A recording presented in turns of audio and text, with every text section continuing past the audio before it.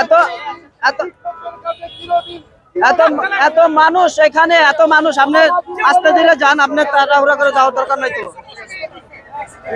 আপনার এই কাজটা তো আপনি ঠিক হয় নাই।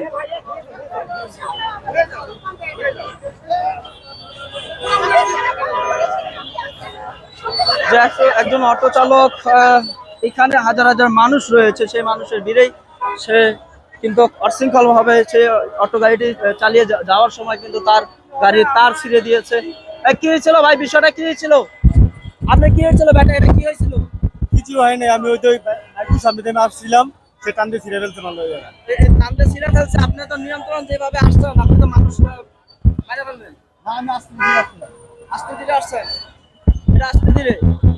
দর্শক, যেমনটি দেখছিলাম যে যে অটো চালকটি রয়েছিল, সেই অটো চালক মানুষের সামনেই, মানুষের উপরে উঠাই দেওয়ার কারণে তার অটোটি ব্যাটারির তার ছিঁড়ে ফেলেছে।